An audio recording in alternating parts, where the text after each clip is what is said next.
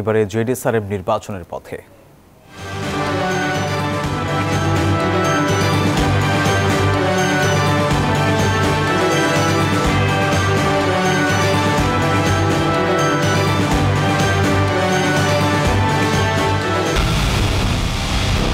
পুরো দেশের মুখে হাসি ফোটাতে নিজেকে হতে হয় স্ট্রং আর মনোবল হতে হয় স্পার্ক জিরো। জেডিএসআরএম 25 বছরের পথ চলায় নিরাপদে রাখার প্রত্যয়ে।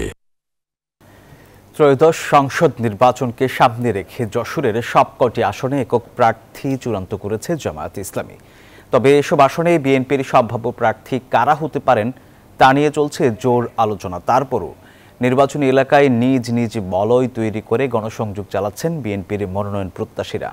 বুলবুল শহীদ খান হিমেলের তথ্যচিত্রে ডেস্ক রিপোর্ট। নির্বাচনের আলোচনা থাকা প্রধান দুই দলের মধ্যে বিএনপি এখনো তাদের প্রার্থী চূড়ান্ত না করলেও জামায়াতে ইসলামী তা করেছে। তবে এরই মধ্যে ভোটারদের মন জয়ে সভা সমাবেশ করছেন বিএনপির মনোনয়ন প্রত্যাশীরা।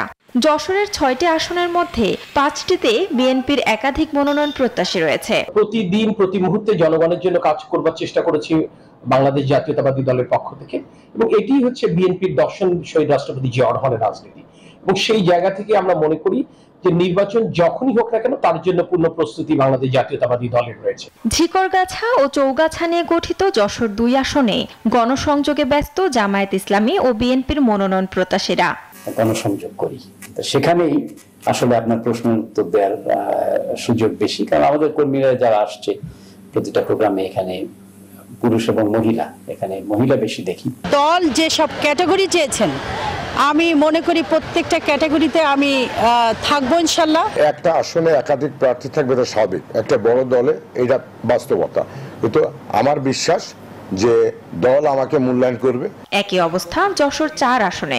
আগামী নির্বাচনে অবশ্যই যদি অভয়নগর থেকে আপনার ধানের শীষের প্রার্থী হয় তাহলে একটা ভোট বিপ্লব ঘটবে। নেতা জনাব তারেক রহমান, তো উনি যে সিদ্ধান্ত নেবেন, আমার নেত্রী বেগম খালেদা জিয়া যে সিদ্ধান্ত নেবেন ওটাই চূড়ান্ত, এবং ওর বাইরে আমি কোনো সময় যাইনি আর যাব।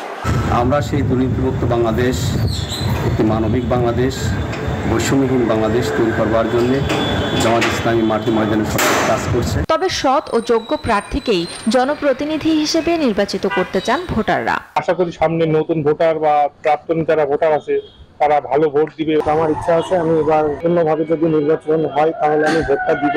17 বছর তো পারিনি আমরা ভোট দিতে, এখন মনে হচ্ছে ভোট দেওয়া যাবে ইনশাল্লাহ। যশোরের 8টি উপজেলা নিয়ে গঠিত 6টি সংসদীয় আসনে মোট ভোটার 24,07,655 জন। উৎসবমুখর এক জাতীয় নির্বাচনের অপেক্ষায় ভোটাররা।